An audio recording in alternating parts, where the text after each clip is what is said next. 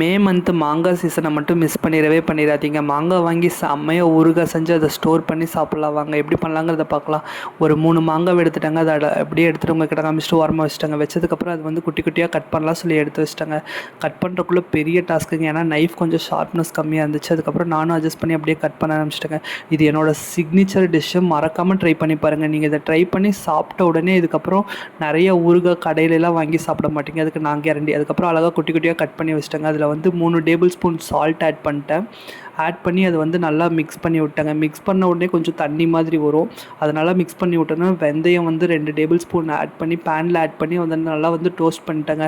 நல்லா golden brown வந்த உடனே அதை வந்து நம்ம மிக்ஸி ஜாருக்கு ஆட் பண்ணி கொஞ்சம் ஆறின உடனே நம்ம அரைச்சி வச்சிடலாங்க. அரைச்சதுக்கப்புறம் அதே மாங்காயில் வந்து நம்ம ஆட் பண்ணிக்கலாங்க. கூடயே வந்து பெருங்காயத்தூளை ஆட் பண்ணி நல்லா உரமாக எடுத்து வச்சுக்கலாங்க. அதுக்கப்புறம் இன்னொரு பேனில் வந்து நல்லெண்ணெய் வந்து கொஞ்சம் நிறைய ஆட் பண்ணிக்கோங்க. ஆட் பண்ணோன்னே ஒரு டேபிள் ஸ்பூன் வந்து கடுகு ஆட் பண்ணிக்கோங்க. கூடயே 2 டேபிள் ஸ்பூன் வந்து சில்லி பவுடர் ஆட் பண்ணி அதை நல்லா மிக்ஸ் பண்ணி விட்டுக்கோங்க.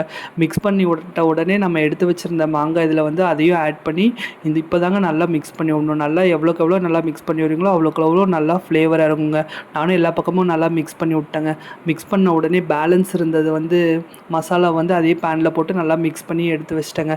அதுக்கப்புறம் நான் வந்து ஒரு கண்ணாடி பவுலில் வந்து நல்லா ஸ்டோர் பண்ணி எடுத்து வச்சுட்டேங்க. இதை வந்து 3 மந்த்ஸ் வரைக்கும் வச்சு சாப்பிட்லாங்க. இந்த வீடியோ பிடிச்சிருந்தா லைக் பண்ணுங்கள், கமெண்ட் பண்ணுங்கள், சப்ஸ்கிரைப் பண்ணுங்கள்.